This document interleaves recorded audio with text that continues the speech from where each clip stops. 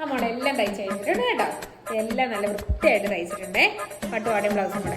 എൻ്റെ ദൈവമേ, കൊച്ചിപ്പോൾ വന്നതിനോട് ഇപ്പോൾ വരാൻ ആര് പറഞ്ഞു? തുണി തയ്ച്ച് പോലും തീർന്നിട്ടില്ല.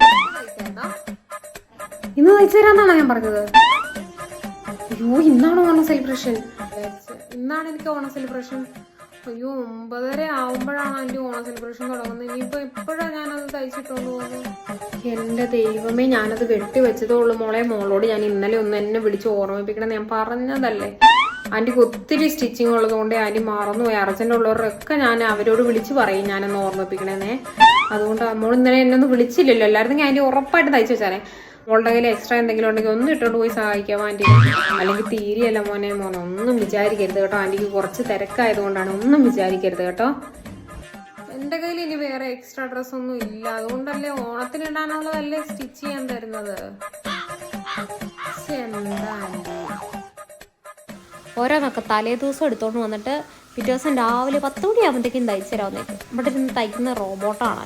അല്ല പിന്നെ ഓണ സെലിബ്രേഷൻ ഉള്ളവരൊക്കെ നേരത്തെ തുണി എടുത്ത് തയ്ക്കാൻ കൊടുക്കണം. അല്ലാതെ മുഹൂർത്തത്തിലല്ല തുണി എടുത്തോണ്ട് ചേച്ചി ഇതൊന്ന് തയ്ച്ചു തരാമോ, ചേച്ചി ഇതൊന്ന് തയ്ച്ചു തരാമോ എന്ന് ചോദിച്ചൊന്ന് വരും. ചിലതുങ്ങളുണ്ട് ചേച്ചി 1 മണിക്കൂറിനുള്ളിൽ തയ്ച്ചു തരാമോ എന്ന് ചോദിച്ചോണ്ട്. പിന്നെ മനുഷ്യന് ഇവിടെ വെറുതെ ഇരിക്കില്ലേ 1 മണിക്കൂറിനുള്ളിൽ തയ്ച്ചെടുക്കാൻ. ഈ ഇരിക്കുന്ന തുണി മുഴുവൻ പിന്നെ ആര് തയ്ച്ചു കൊടുക്കും?